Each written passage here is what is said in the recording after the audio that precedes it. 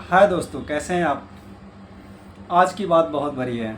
आज मैं जो ट्रम्प साहब ने एक एग्जीक्यूटिव ऑर्डर पास किया है, मैं उसके बारे में बात करना चाहता हूँ। ये आपको तो पता ही होगा, ट्रम्प साहब ने H1 वीज़ा पे जो $1 लाख का जो लगाया है कैप, कि अगर आपको H1 वीज़ा वाले प्रोफेशनल्स को अमेरिका में बुलानी है तो पहले आप $1 लाख पे करिए। पहले ये $1500 थे। आप अंदाज़ा लगाइए कि ये अगर ये आप अमेजन, माइक्रोसॉफ्ट, फेसबुक, मेटा इस सब की कंपनी के ऑनर्स हैं तो आपको पहले 88 लाख रुपए पे करने पड़ेंगे किसी इंडियंस को या चाइनीज़ को हायर करने के लिए। फिर उसको ट्रेनिंग दीजिए, फिर अपने वहाँ हायर करिए। तो ये तो अब ये है कि ये वोलेटाइल हो जाएगा, ये वायबल नहीं होगा चीज़ें।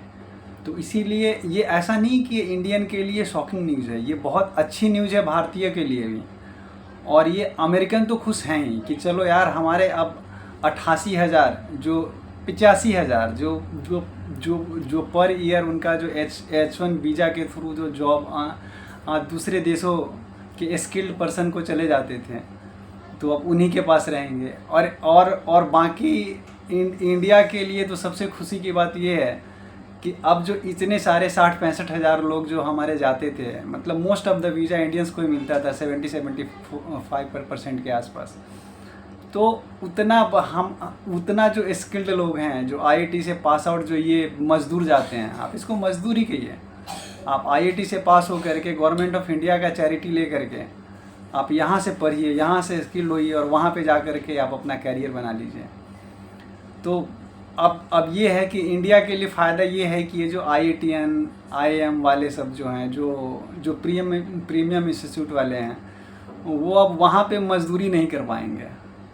अब उसको मजदूरी करे या एंटरप्रेन्योरशिप करे, उनको इंडिया में ही करना पड़ेगा।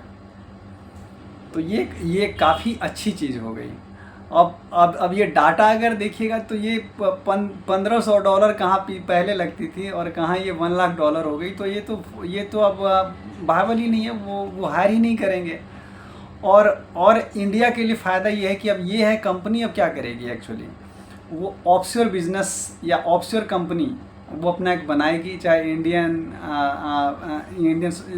सब कॉन्टिनेंट में ही या इंडिया में ही, और यहीं पे कंपनी बना करके और अपना प्रोडक्ट यहीं पे बना करके, जो सॉफ्टवेयर प्रोडक्ट्स हैं, जो फाइनेंशियल प्रोडक्ट्स हैं, तो ये अब यहीं पे बना करके यहाँ से एक्सपोर्ट कर देगी। अब ये गवर्नमेंट ऑफ इंडिया क्या, अगर गवर्नमेंट ऑफ इंडिया चाहे तो उस पर आप एक्सपोर्ट पे चार्ज लगा दीजिए। तो आप अगर उस चार्ज से अगर देखा जाए तो अगर गवर्नमेंट ऑफ इंडिया ऐसा करती है तो हमको $350 बिलियन पर ईयर मिलेगा। अब 5 साल में आप अंदाज़ा लगाइए कितना हो गया है, $1.4 ट्रिलियन। तो ये तो हमारे लिए बहुत अच्छी बात है। अब अमेरिकी भी खुश है कि चलो यार, ये मज़दूरों से पाला छूटा। अब ऊपर से अगर आपको जिसको बुलाना है आप दीजिए पैसे। और सबसे बड़ी बात, इसमें ग्रेस पीरियड बिल्कुल भी नहीं है।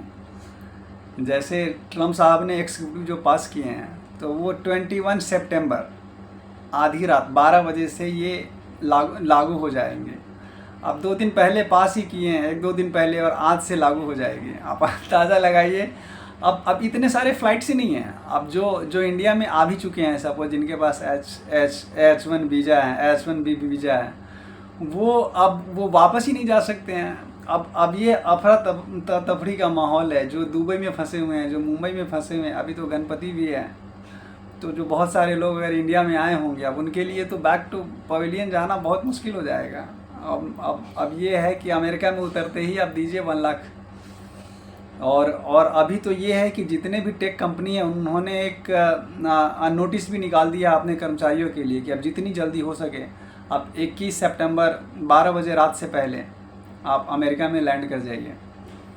चूँकि सबसे बड़ी बात है कि जो बिल की भाषा अस्पष्ट है कि पुराने वालों को कॉस्ट लगेगा या नहीं लगेगा, या वो ओनली ये मतलब न्यू पे ही ये अप्लाई होगा, जो कि न्यू H1B वीज़ा जो कि प्रोसेसिंग होगा। एक्चुअली इसका प्रोसेस ये है कि जितने भी अमेरिकन एम्बेसी होते हैं पूरे वर्ल्ड में, वहाँ पे लोग क्या, ये जो मज़दूर हैं, जो पढ़े लिखे मज़दूर हैं, ये अपना देते हैं कि हमको इंग्लिश आती है, हमको ये आती है, हमको टेक आती है, आप हमको लीजिए।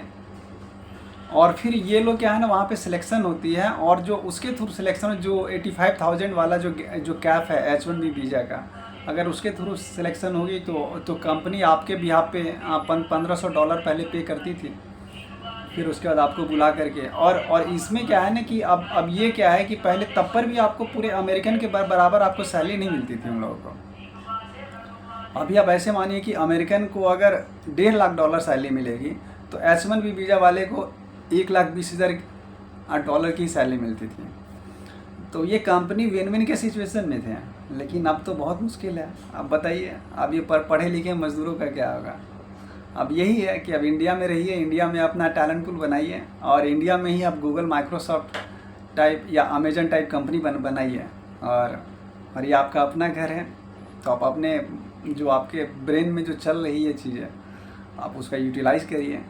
तो दोस्तों, आपका क्या राय है इस पर, आप ज़रूर बताइएगा। ये इंडिया के लिए अच्छा है या बुरा है? मेरे समझ से तो ये इंडिया के लिए भी अच्छा है और अमेरिका के लिए भी अच्छा है। तो आपकी राय का इंतज़ार रहेगा। So thank you.